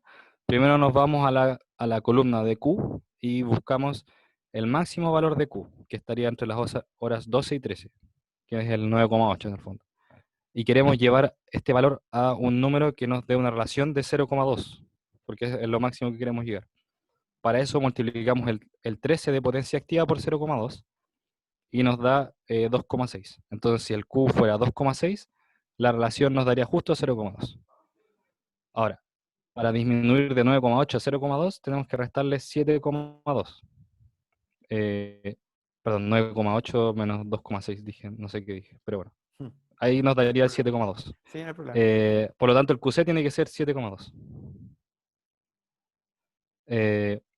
Entonces, con el nuevo QC, que ya tenemos, que es 7,2, nos daba justamente un cargo mensual de 0. Y bueno, en la siguiente diapositiva, no, perdón, está ahí mismo, retrocé, se me fue calculamos el costo, que sería pasando esa potencia a kilovolt, porque la teníamos en megavolt ampere, ahora la pasamos a kilovolt ampere reactivos, multiplicamos por el costo unitario del kilovolt ampere y por el precio del dólar, para pasarlo a pesos, y nos da una inversión o sea, un costo, perdón, de 112 millones. Ahora sí, pasemos a la otra diapositiva. Entonces, con ese costo que es mucho más elevado que los que teníamos antes, porque en el fondo redujimos mucho el Q, la inversión se va a recuperar en 4,4 meses. Aún no es tan alta el tiempo de recuperación, pero tenemos un problema más grande aún, que sería que tenemos que el Q2 en varias filas nos da un valor negativo, lo cual, a pesar de que la inversión aparentemente es conveniente, podemos tener problemas técnicos bastante grandes, porque en el fondo un Q negativo muy alto implica que ahora el sistema va a ser altamente capacitivo. Y si es de esta manera, podemos tener, por ejemplo, elevaciones de tensión no deseadas, lo que puede provocar fallas súper super altas en los equipos, sobre todo en la parte de consumo. Por lo tanto, la conclusión es que no, aún así, aunque parece rentable, no es conveniente hacer este ajuste. Y Sí, eso sería esta bueno, parte. sí, te interrumpo un poco. Normalmente los ajustes son ¿Sí? dinámicos. Igual como ustedes hablaron al principio de la presentación, uno tiene un banco de condensadores que va ingresando y sacando condensadores dependiendo del factor de potencia que hay en el momento. Ujú. Entonces, al final, en tu análisis te falta considerar eso, que al final, en los momentos que tengo, no sé, menos 3,4, que es la primera hora, yo debería desconectar bancos condensadores. ¿Sí? Ujú. Entonces, no es que no sea Claro, o sea, rentable, lo que te falta es el sistema de control. ¿Sí? ya, sí, o sea, desconectarlos en ciertas horas donde no es Sí, conveniente, en el y fondo. los cosenofímetros son botados de barato, así que es fácil hacer el sistema. ¿Aló? ¿Sí? ¿Me escuchas? Sí, no sé si soy yo el profe, pero Me pusieron escucho profe, se bastante lagueó, mal. así que supongo que soy yo. Sí, No, lo que te decía. Las últimas dos acotaciones no se escucharon. Ah, ya. Ya, mis acotaciones. Lo que te decía que el problema no es que no sea rentable. El problema es que en tu evaluación deberías agregar un sistema de control, el cual hiciera dinámicamente el ingresar y sacar bancos condensadores. Y te decía que los cosenofímetros son botados de barato. Entonces, como re fácil hacer ese sistema de control. Entonces, la evaluación acá, ya. más que decir que no conviene monetariamente, es que en verdad lo que falta es un sistema de control que me haga de forma dinámica la compensación del coseno phi. Porque al final igual uno siempre tiene un banco de condensadores, tiene hartos condensadores, no solamente uno. Entonces lo único que me falta es el control de ingresarlo y sacarlo en el momento adecuado.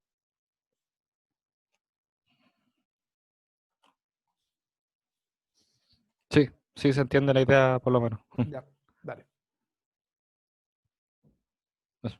Esa sería la parte. Sí, Ahora ya, que era la conclusión. dale. Bueno, ¿se escucha, profe? Igual Sí, le sí se escucha. escuché súper entrecortado lo del Rodrigo. Sí, es que Bueno, tengo un problema con el como internet, pero bueno. sí, profe. Yo por un momento pensé que era yo, así que me asusté. No, no. Ya, profe. Entonces, respecto a la conclusión. Bueno, la compensación de la potencia reactiva implica obtener un valor deseado en el factor de potencia. Esto es importante conocer la relación que posee la potencia activa y reactiva respectivamente. Tener un correcto factor de potencia implica reducir pérdidas de transmisión y evitar bajas de tensión. Entonces, como se mencionó anteriormente, mis compañeros, existen algunas conexiones de compensación de la línea que ayudan a disminuir los problemas de reactivo excesivo. Bueno, sin embargo, estas soluciones llevan a cabo pros y contras, es decir, dependiendo de la carga que se desea alimentar o la aplicación, como también mencionaban mis compañeros. Bueno, también las generadoras desean evitar las pérdidas o problemas de reactivos.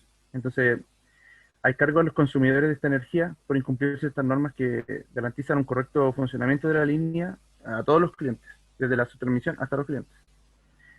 Y por último, siguiendo con la idea anterior, se crea un mercado también para los ingenieros eléctricos para mantener este factor de potencia en niveles estandarizados, con el fin de respetar la norma y evitar las multas o cargos por incumplimiento. Bueno, cabe destacar que los cargos difieren al tipo de cliente y también a la cantidad de voltaje utilizado. No sé si se escucha todo, me caí, ¿no? Sí, yo escuché todo. Y eso sería la conclusión.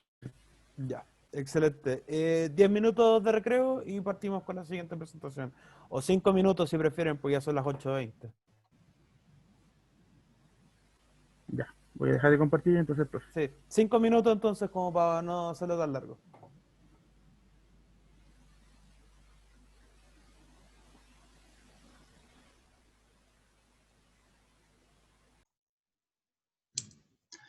¿Se escucha, profe? Sí, no hay problema. Ya, buenas noches, profesor, compañero. Nuestro grupo está integrado por Matías Acosta, Michel Cajas, Sebastián Casco, Melissa Espinosa, quien les habla, Cristóbal Rodríguez, Francisco Ramos y Sebastián Suazo. Y hablaremos sobre el impacto de la red, o sea, el impacto en la red de la partida de motores. Siguiente, por favor.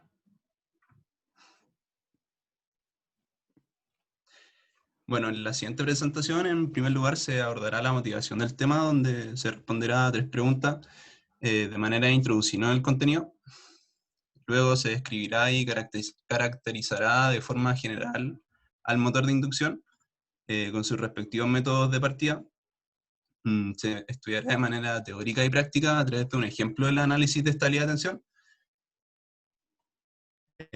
También se analizará la simulación de diferentes ejemplos para estudiar la compensación seria y paralela. Y por último, dar las respectivas conclusiones y referencias del trabajo. Bueno, ¿por qué y para qué estudiar este tema? Desde un principio, las máquinas utilizadas en la industria fueron las de corriente continua. Sin embargo, con la aparición de los primeros variadores de frecuencia, la alternativa más adecuada era el uso de las máquinas de inducción, en específico la del tipo jaula-ardilla, ya que dejarían atrás todos los problemas de mantención, reemplazo de escobillas de forma periódica, el alto costo, entre otras características negativas.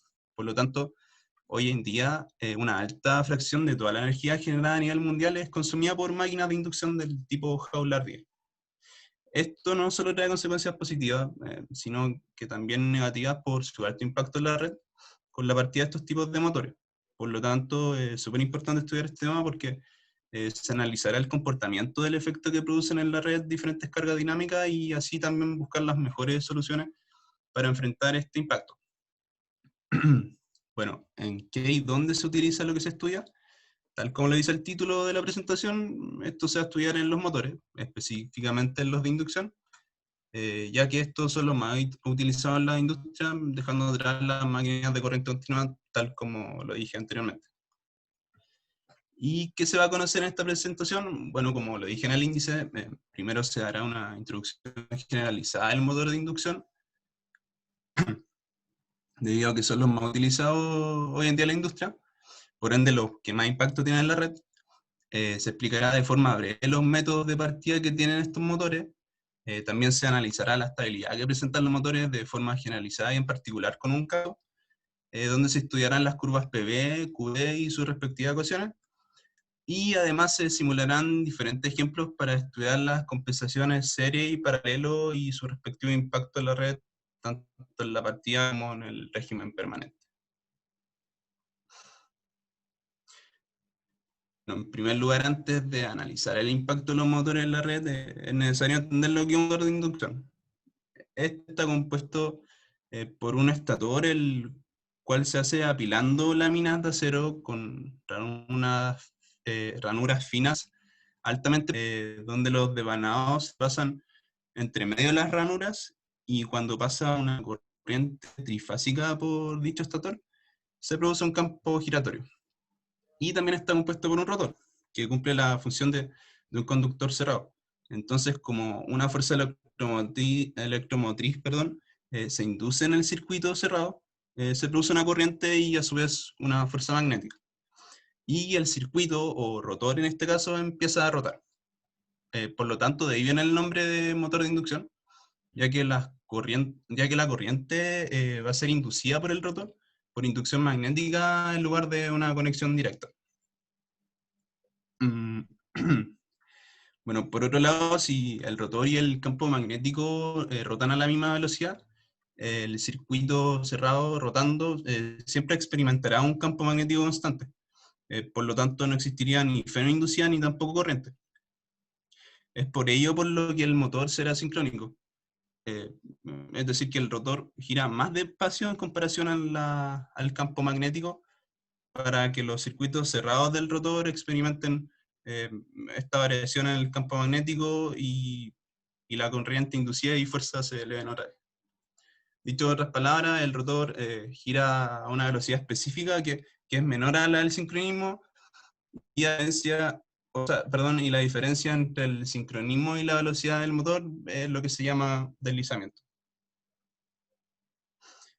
Bueno, entonces, los motores de inducción de manera general pueden ser clasificados según el número de fase o el rotor. En primer lugar, el número de fase, tenemos los motores monofásicos, que generalmente son de tamaño reducido y un torque de potencia bajo de hasta 3 kW, utilizados principalmente en electrodomésticos. Los motores bifásicos están compuestos por dos tensiones de fase agregado,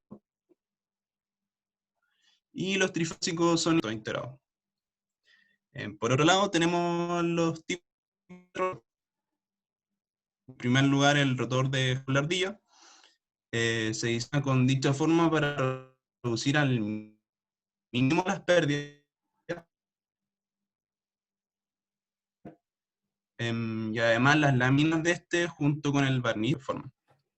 Y por otro lado, el rotor nao, o también conocido como rotor de vanado o con anillo, en este se puede introducir resistencia externa para limitar las corrientes de arranque, mejorando así también las características de torque y de velocidad. Pero, sin embargo, tiene una desventaja en comparación al rotor jaula de ardilla, porque necesita de vanado y escobilla en el rotor, por lo tanto requiere una mayor mantención.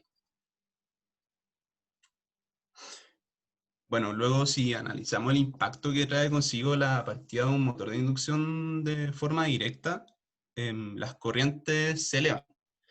Esto implica varias consecuencias negativas. Está el calentamiento de los enrollados del motor, mayores pérdidas Joule, ya que directamente al cuadrado de la corriente, será necesario una mayor sección transversal para los conductores y una utilización de transformadores con mayor capacidad, lo que va a implicar un costo más alto, y también trae consigo sobretensiones, por lo tanto, mayor dificultad en la regulación de tensión.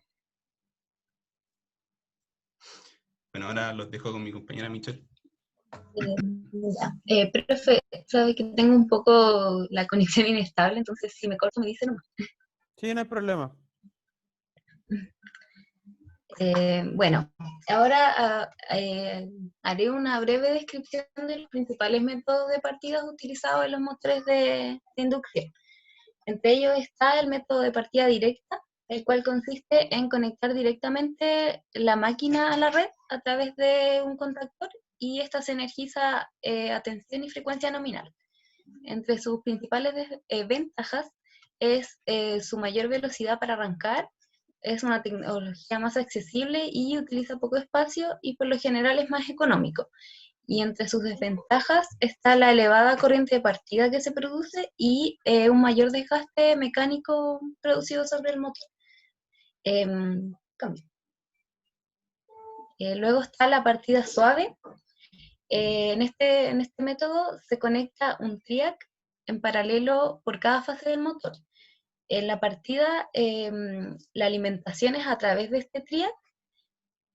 Así este va regulando el ángulo de disparo para recortar una pequeña tensión para alimentar el motor, y esta se va incrementando hasta alcanzar la tensión nominal. Y una vez que se alcance, el triac se desconecta y el contactor que está entre la red y el motor, el motor va a quedar conectado directamente a la red. Un contactor que no está en este dibujo. Me faltó agregarlo. Ya, pero es correcto, el contactor va. Sí. Entre las ventajas está que se tiene un control total en la partida del motor, se reduce la corriente de partida y el desgaste mecánico, y también hay un ahorro energético. Y por otra parte, entre las desventajas está que tiene un costo elevado y tiene un reducido torque de partida. En la partida delta, estrella delta, primero las bobinas de la máquina son conectadas en estrella para tener una corriente de partida baja, y una vez que se alcance la velocidad deseada, se conecta en delta con la ayuda de contactores y un timer, para después alcanzar la corriente más elevada y que la potencia se entregue, o sea, que se entregue la potencia necesaria para el motor. Entre las ventajas están una corriente mínima producida en la partida. Además es más económico debido a que sus componentes solo son los contactores, un temporizador y el motor. Y entre las desventajas está que debido a que su torque de partida es reducido, su aplicación se limita a cargas que requieran un pequeño torque de partida.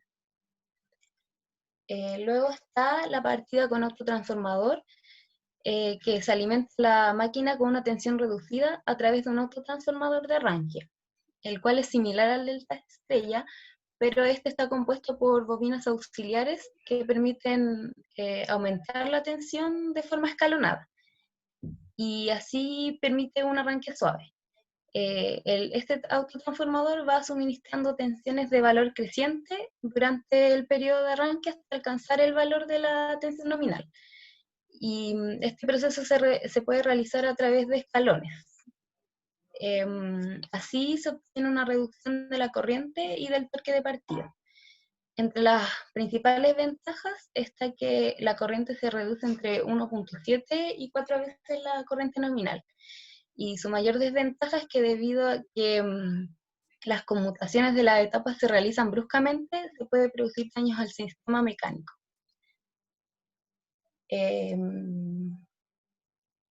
Está el de resistencias en serie en el rotor y en el estator. El primero es con resistencias en el estator. Es un método de tensión reducida y consiste en insertar resistencias en series con los desvanados del motor. Y en el momento de arranque, la corriente provoca en dichas resistencias una caída de tensión. Por lo tanto, a los bornes del motor va a llegar una tensión reducida. Y una vez que se llega a la tensión nominal y se estabiliza la velocidad, estas resistencias se eliminan y el motor se acopla directamente a la red. Y luego está el método por resistencias en el rotor. En este método se tiene que utilizar un rotor, un motor con rotor bobinado. Y consiste en agregar resistencias en serie en el rotor. Así se obtiene una reducción de la corriente debido a que la resistencia en este va a ser mayor. Esta reducción de corriente en el rotor se va a transmitir al estator, ya que el campo electromagnético de reacción generado por el rotor va a ser menor. Cabe mencionar que no se va a reducir la tensión de alimentación de la máquina, entonces el torque de partida no se va a ver afectado en comparación a los demás métodos. Y una vez estabilizada la velocidad, se eliminan las resistencias. Así quedando los bornes de conexión cortocircuitados y la máquina en conexión directa.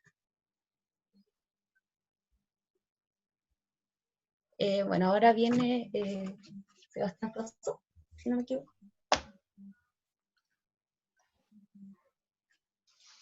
¿Se escucha, profesor? Sí, te escuché. Sí, que a mí se me está cortando también la señal. Sí, no hay problema. Le pido disculpas si se escucha mal. No hay problema. Si yo tengo el mismo problema, así que no te preocupes. Sí, está complicado. Está complicado. Sí. Finalizando con los métodos de partida, tenemos uno de los más conocidos ya, que es el de variadores de frecuencia, que, tal como dice aquí, permite regular la tensión y frecuencia fundamental que entrega el motor mediante IGBT. Los IGBT son los switches de electrónica potencia que permiten entregar diversas formas de onda para poder ir viendo la velocidad del motor. Entre las ventajas está la poca mantención, ya que es un elemento electrónico, por tanto no tiene elementos mecánicos que tengan que hacerse una mantención de manera frecuente, y también tiene mecanismos de protección al motor, por ejemplo, protección contra sobrecorriente. Y adicionalmente que el variador de frecuencia, a diferencia de todos los otros elementos, permite un control remoto, por bornera, un control inalámbrico, etc., según la aplicación en que se haya usado.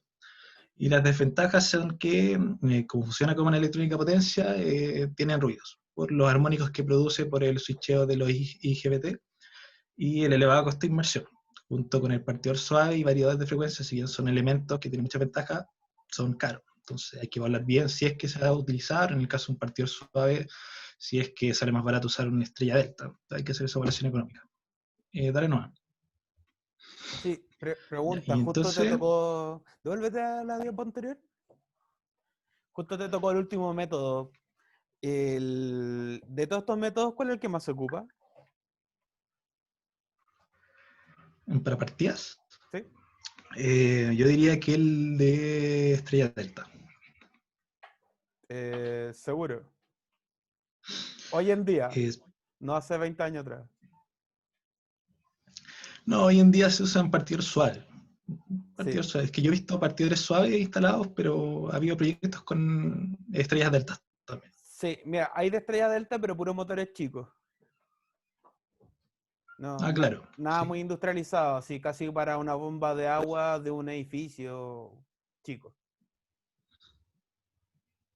Pero sí, el partidor suave. Ahora la pregunta es, ¿por qué el partidor suave le gana la partida al variador de frecuencia? Yo pienso que el variador de frecuencia no es para partida. O sea, si bien el variador de frecuencia tiene ciertas pendientes de arranque, rampas de arranque y desaceleración, no es para partida específicamente, tiene otras funciones. O sea, tiene más funciones, pero sí es para partida. Es que, yo entiendo que el partidor suave es solo para partida. Variador de frecuencia tiene control de velocidad, Sí, vectorial. totalmente. Pero también sirve para partida. Al final, el variador de frecuencia tiene más cosas que el partidor suave. O sea, por supuesto. Es mejor, por así decirlo. Es mucho mejor. Es decir, lo que digo yo es que si yo necesito una partida solamente, yo no compraría un variador de frecuencia, compraría un partidor. ¿Por qué? Porque el variador, por las funciones adicionales, saldrá más caro. Entonces, muy que es solo para caro partida. o poquito más caro. Ahí tiene que evaluarse la diferencia de la inversión. Ya. 3 veces más caro, más o menos, 3 o 4 veces más 3 caro. veces. Harto más caro. Mucho más caro. Y es un problema que al final, igual, los dos tienen electrónica de potencia adentro. La cosa es que creo que me estoy cortando de nuevo, ¿o no? ¿No? No, se escucha bien. Ya. La cosa es que como el partidor suave, yo lo desconecto después de la partida, el tiempo que tiene que disipar corriente es muy corto. Entonces, los elementos de adentro de la electrónica no tienen que soportar una corriente constante. Entonces, yo puedo dimensionar un partidor suave con una electrónica que soporta mucha menos corriente que para un variador de frecuencia, que necesita pasar la corriente todos los momentos por él. Por eso es tanto más caro un variador de frecuencia. Y por eso se prefieren los partidores suaves, porque a nivel de presupuesto, de proyecto del presupuesto del proyecto, es mucho más barato, mucho más conveniente. Ya, ok. Perfecto. Sí. Dale nomás. Ya, esta parte de análisis de estabilidad, nosotros en el análisis del ejercicio se trabajó con una línea corta, entonces vamos a deducir una expresión para un sistema radial, una línea corta. ¿Sí? Entonces, aquí lo que obtenemos es una relación de la dependencia de voltaje en función de la potencia y activa y reactiva que consume la carga en la barra. En particular, si ustedes miran aquí abajo, se hace la aproximación de que la caída de tensión es igual a la diferencia del módulo entre el voltaje transmisor y receptor. Esa aproximación se hace en base a la figura de la derecha, que es el diagrama fasorial. Entonces, esa suposición de que aproximadamente es una diferencia de módulos es porque la diferencia se considera muy pequeña. Entonces, para esa diferencia pequeña se puede resolver de manera gráfica, como pueden ver en la expresión de ahí abajo, donde yo puedo deducir que esa caída de tensión, el delta V, es simplemente la suma de estos factores, de estos términos que aparecen aquí abajo. El RI por el coseno del ángulo más el XI por el seno del ángulo. Y si yo reemplazo las expresiones de corriente y de seno y cosenos por las potencias que consume la carga, entonces tengo la expresión que está más a la derecha. Una multiplicación de resistencia por potencia más reactancia por potencia reactiva. Sí. Y yo por el ángulo, por la tensión del resultado. Te hago una ¿Sí? pregunta. La pregunta en verdad es casi para... No, no es casi. En verdad es para el grupo anterior, pero como tú estás presentando en estos momentos y la ecuación está en la presentación, te la voy a hacer a ti. Si yo tengo un motor que tiene un problema de caída de tensión en su régimen normal, cada vez que el motor está funcionando de régimen normal, tengo una mala regulación, que es la fórmula que está en la pizarra. ¿Cómo harías tú para regular la tensión? ¿Qué sería el primer paso para regular la tensión?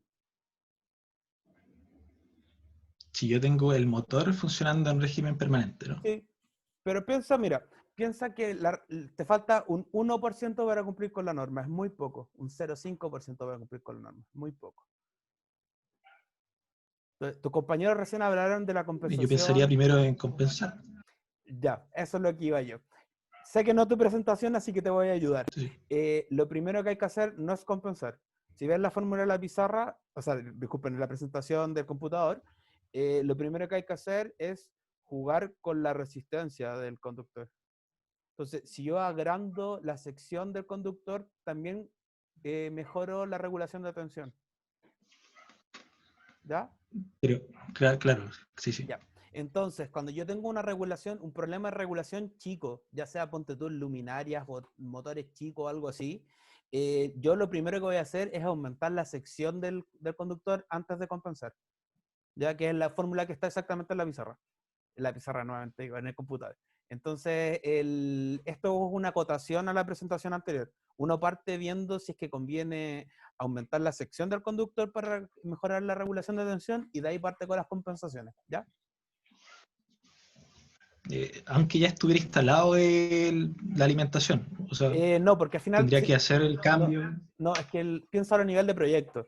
Cuando yo estoy proyectando, yo voy a calcular las regulaciones de tensión en los motores, porque yo no quiero que los motores tengan un voltaje más bajo que el nominal, dentro de lo que está la norma. Entonces yo voy a partir revisando en el proyecto de regulación de tensión, y si es poco, voy a partir cambiando el conductor. Y si es mucho, ya voy a empezar con las compensaciones contra tus compañeros recién.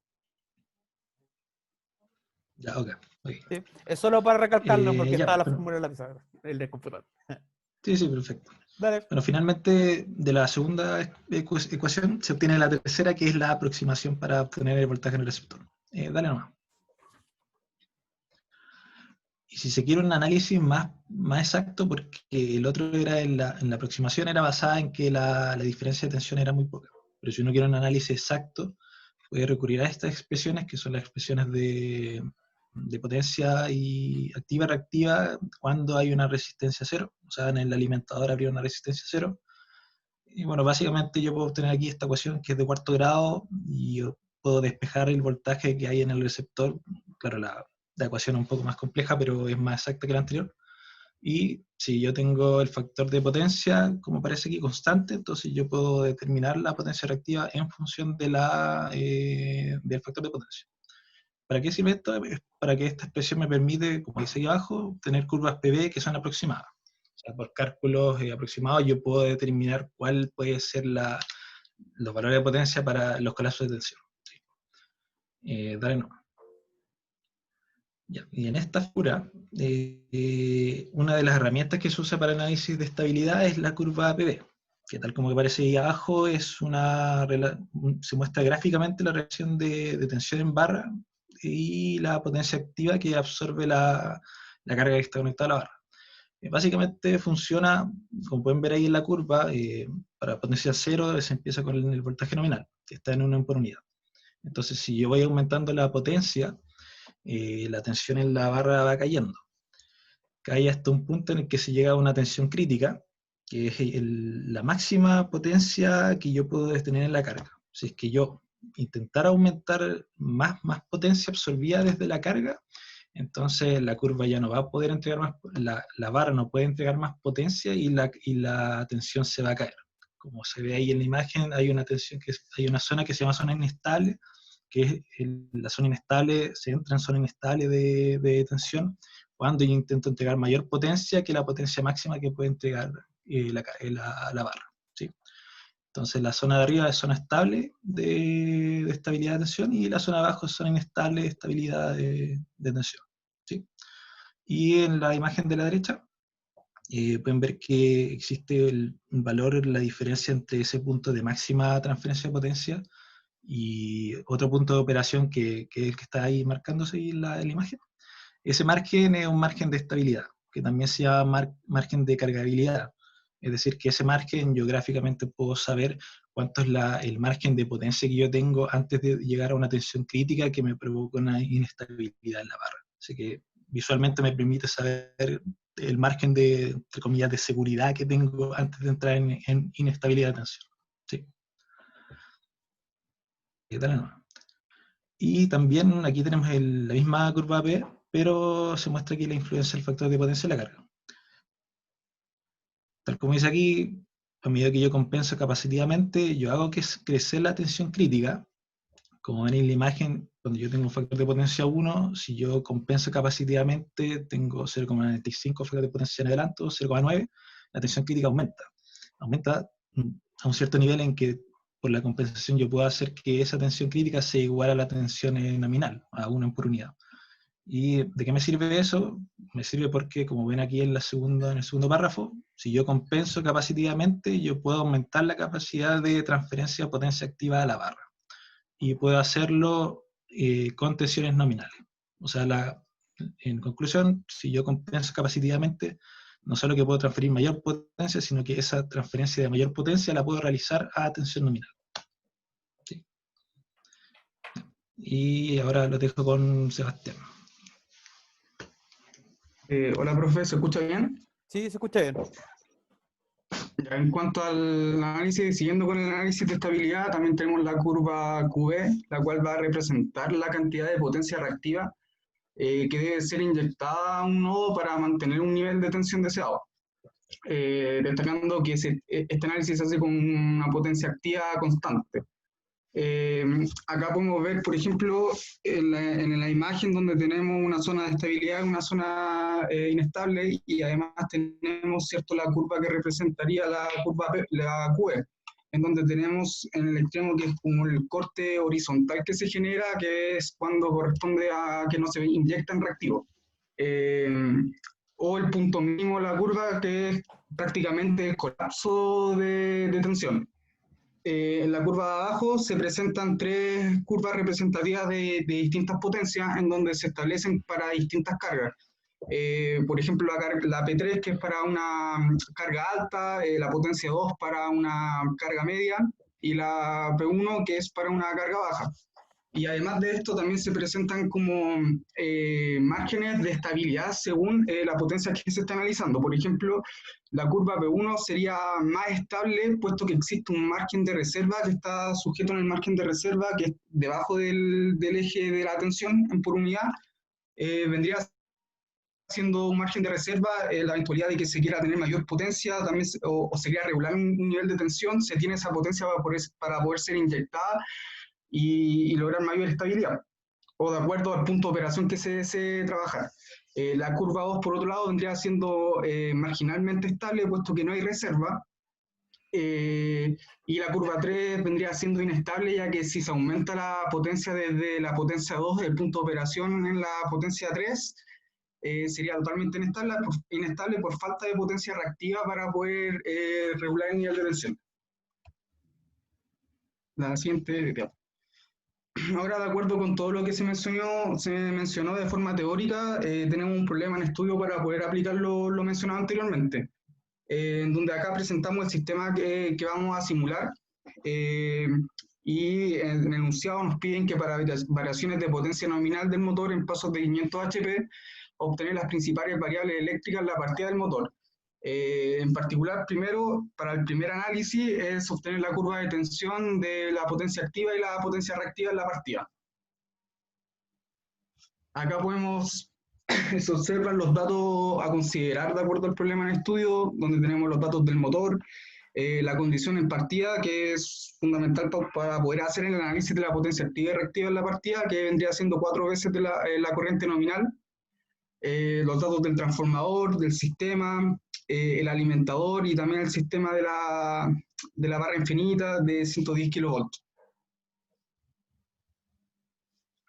Nosotros lo que vamos a hacer principalmente es primero obtener las variables eléctricas calculadas, y además también el sistema fue simulado para poder comparar ambos datos obtenidos y ver la veracidad de los cálculos que se hicieron. Para esto primero se van a obtener las corrientes nominales para cada potencia, según el modelo matemático que podemos observar en la lámina, y con ello, ya obteniendo la corriente nominal, mira, muestra un poco la otra diapositiva, por favor, Meli.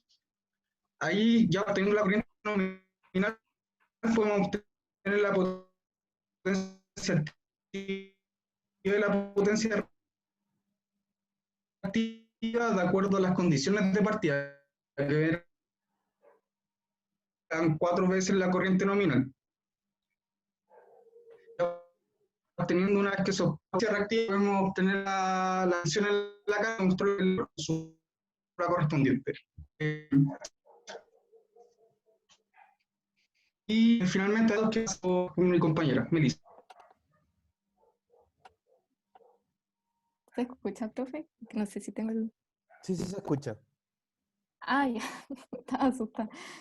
Ya, entonces, en base a las ecuaciones que se mostraron anteriormente, se pueden sacar los datos de potencia, pero como se había dicho en el enunciado, yo voy a tener incrementos de 500 HP, llegando hasta la potencia nominal que eran de 3000 HP.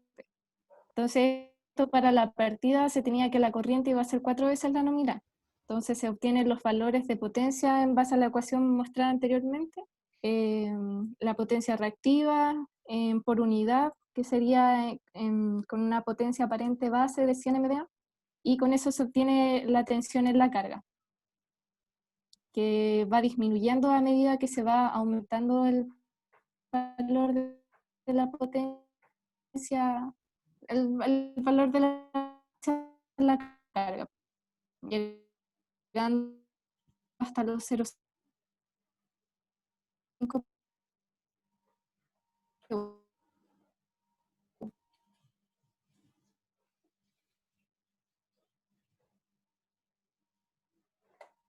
Y la corriente versus la potencia activa. Ay, perdón. En donde a medida que se aumenta la potencia activa, voy a tener una disminución en la tensión en la carga. Entonces, lo que aquí se va a hacer más adelante es que a medida que yo voy cambiando voy variando la carga, mi variación en la tensión va variando mucho. Entonces, la regulación que yo voy a tener va a ir en aumento, va a ser mala. Voy a tener una regulación de tensión alta. Y en las curvas, con respecto a potencia reactiva, se comporta de las mismas formas. A medida que yo voy aumentando la potencia reactiva, la tensión va a ir en disminución, llegando hasta los 0,5 en PU. Y haciendo los resultados en régimen permanente, ya aquí la corriente va a ser va a ser la nominal, no va a ser 4 veces la nominal que yo tenía en la partida. Entonces aquí yo tengo una simple transformación de potencia, de HP a kilowatt, y aquí la corriente yo ya tengo que baja a 10,39. Pero la tensión en la carga ya se mantiene un poco más estable, se mantiene entre los 0,9.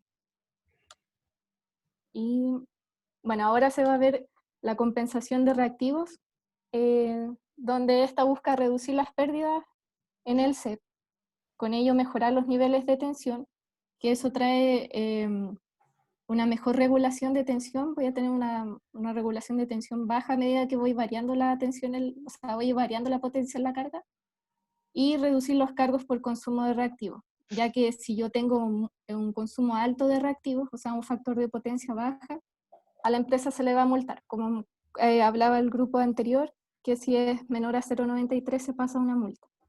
Y esto se puede mejorar aplicando los dos métodos de compensación, el serie y el paralelo. Entonces, para el problema en estudio que se tiene, se van a compensar los casos donde la carga sea menor a 0,8. La tensión en la carga sea menor a 0,8 PU. Y dejarlos a un valor cercano a un PU. ¿Aló, se escucha, profesor? Sí, se escucha. Disculpe. Bueno, entonces, primero vamos a partir con la compensación en paralelo, donde en este caso vamos a considerar el elemento capacitivo. Bueno, los elementos capacitivos suministran reactivos de forma paralela, reduciendo la potencia reactiva, y además producen sobretensiones con el fin de poder mejorar la regulación de tensión. Entonces, de la figura 13, que es el circuito de compensación en paralelo, podemos obtener la ecuación que rige el voltaje en la carga, que está mostrado ahí. Bueno, entonces, en primer lugar, vamos a analizar el comportamiento del sistema en la partida del motor, donde si tenemos una partida directa de este motor, la corriente de inicio va a ser muy alto. Por lo tanto, como el ejercicio pedía compensar los valores que el voltaje en la carga sean menores a 0,8, que podemos ver aquí en color celeste en la tabla, que sería el de la potencia 2000, 2500 y 3000, al compensar esto, a llevarlo a una potencia 1 PU, se obtiene la potencia reactiva del condensador necesaria para poder elevar a ese nivel de tensión, que están en la tabla QC, en la columna QC, perdón, en color celeste, y que podemos notar que la corriente de partida sin compensación en paralelo disminuyó considerablemente al conectar estos condensadores de forma paralela, donde de 231 pasó a 43,89, de 331 a 51 y de 406 a 61,22. Por lo tanto, es necesario conectar este condensador en paralelo para la partida de los motores, debido a que la corriente de la línea como disminuyó, las pérdidas van a ser menores y el voltaje, la carga aumentó, por lo tanto la regulación es más buena. Ya, pero ahora, ¿qué sucede para la compensación en paralelo, pero considerando el régimen permanente? Donde podemos notar que para los mismos QC obtenidos anteriormente, ahora el voltaje de la carga se sobretensionó, por decirlo así, porque ahora de 0,95 subió a 1,143, de 0,94 a 1,16 y de 0,92 subió a 1,176, provocando también con ello un aumento en la corriente en la línea. ya que de 43,84 amperes pasó a 176. Por lo tanto, en régimen permanente, no deberíamos desconectar este condensador. Solamente lo consideraríamos en la partida. Ahora, el segundo método de compensación es el de compensación en serie, donde vamos a considerar un condensador serie, como lo muestra el circuito de la figura 14, y el cual tiene como objetivo aumentar la potencia de transferencia al disminuir la reactancia de la línea, como podemos ver en la fórmula I, que está restando la reactancia del capacitor, y de esta forma también se van a compensar las caídas de tensión asociadas a la barra. Entonces, seguimos. Lo mismo, vamos a compensar los valores, que los voltajes de la carga sean menores al 0,8 VU, donde van a corresponder al de 2000, 2500 y 3000 HP, que están en color celeste ahí. Y al considerar que el voltaje en la carga con compensación sea 1 PU, se obtienen los valores de las reactancias. Y podemos observar que la corriente en la partida al conectar el condensador en serie disminuyó. No significativamente, pero disminuyó. Y el voltaje aumentó.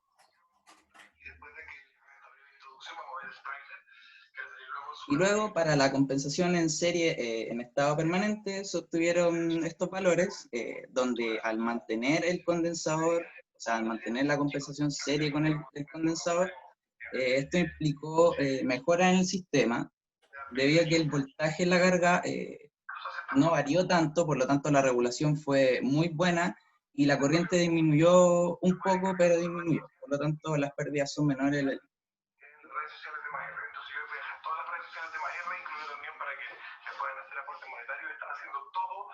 Lo dejo ahora con Matías. Buenas noches, ¿cómo están? ¿Se escucha? Sí, se escucha. Ya. Bueno, a continuación se va a analizar la estabilidad de tensión para uno de los casos que vimos, que en este caso es el caso de compensación paralelo con un elemento capacitivo en régimen permanente. Desde la gráfica se observa... Te interrumpo un poco, creo que el micrófono de Francisco Ramos el que está como con el televisor encendido. Si podría apagar el audio, por favor.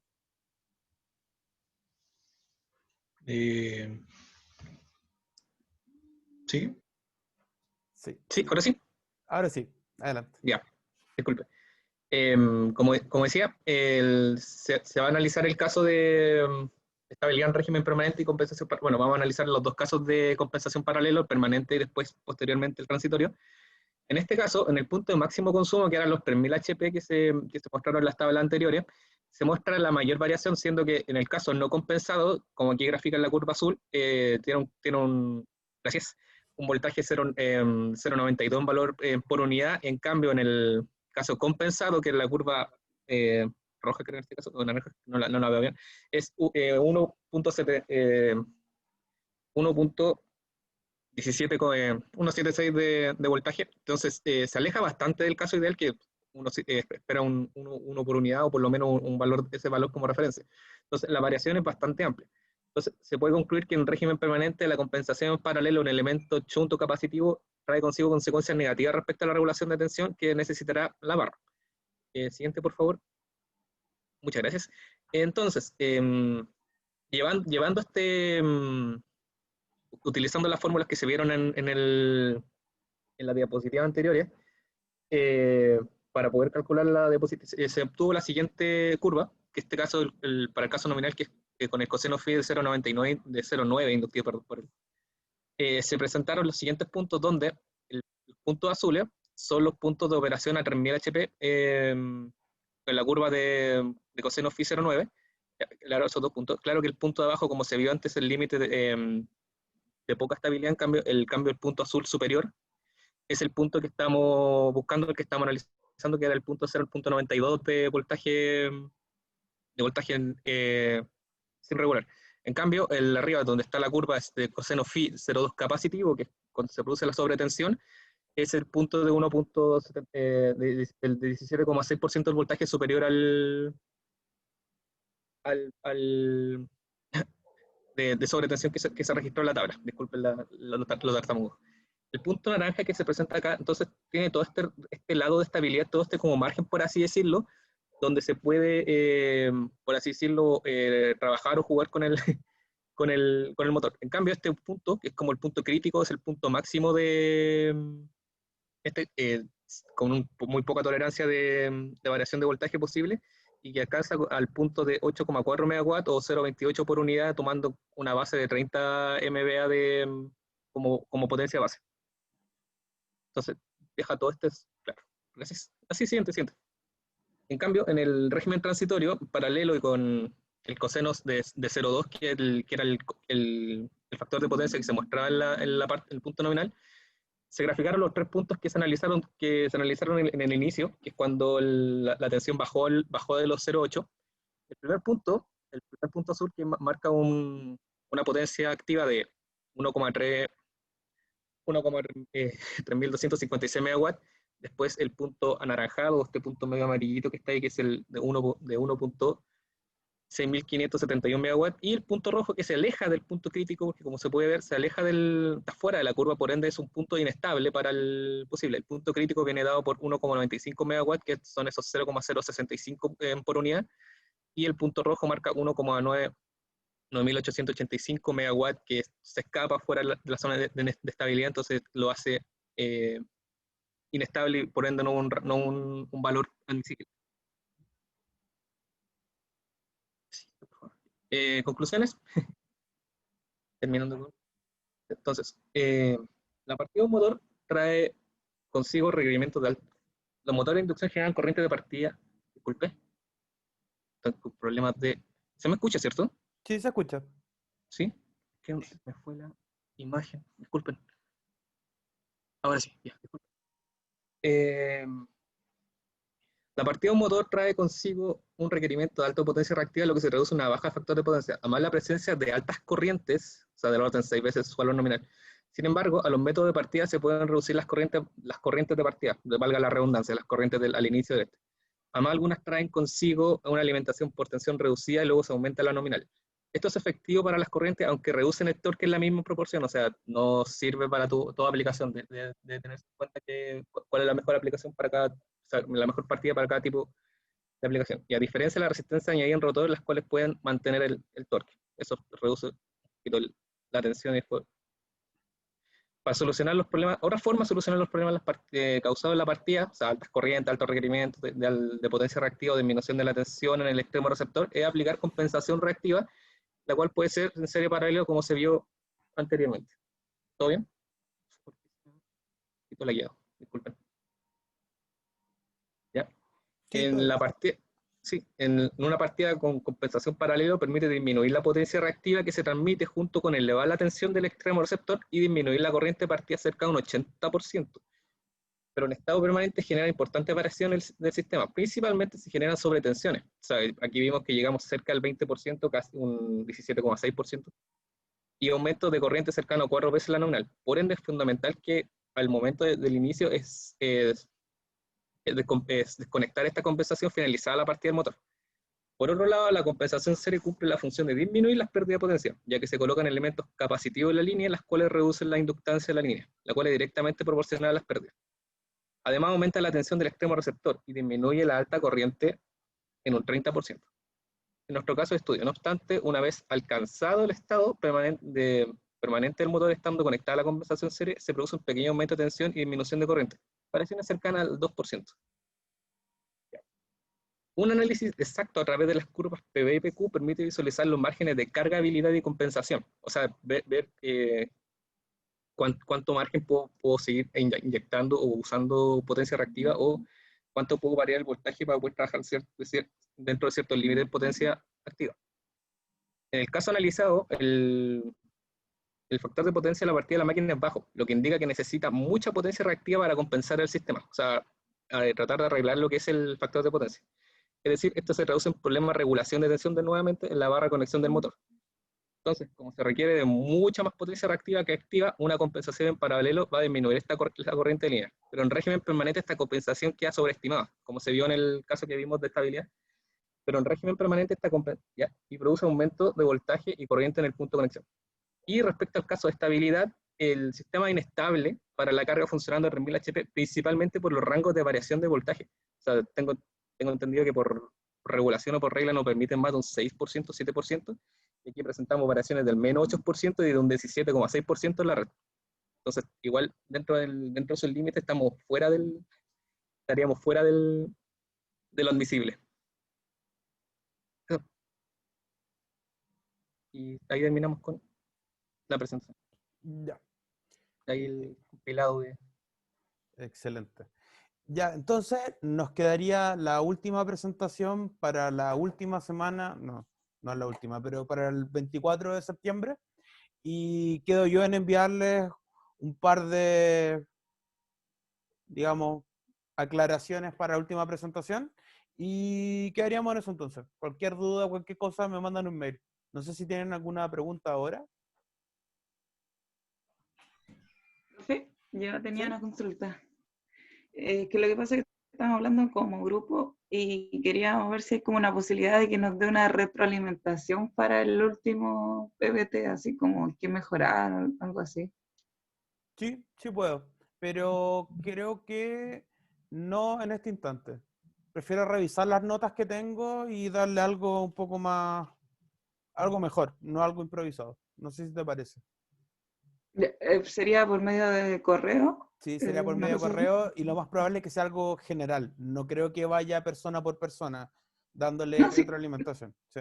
No, claro, sí es más que nada como para, como es la última presentación, es mejorarla lo Sí, más que podamos. sí, ningún problema. Pero por eso, prefiero, se los mando por mail porque si lo hago ahora voy a ser improvisado y prefiero revisar las notas que tengo y mandarle algo correcto. ¿Te parece? Bien. Sí, me parece. Ya. Gracias. Dale, no hay problema.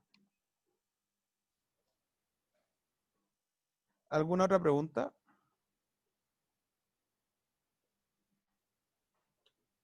Parece que no. Ya, entonces queda que yo les mando esa retroalimentación, le mando un par de declaraciones para la última presentación y quedamos para el 24 de septiembre y sería. Cualquier cosa nos comunicamos por mail. Chao, que estén bien, cuídense. Chao, profe, gracias. Chao, Chao. profe, que esté bien. Chao. Profe, cuídese, que esté bien. Chao, gracias.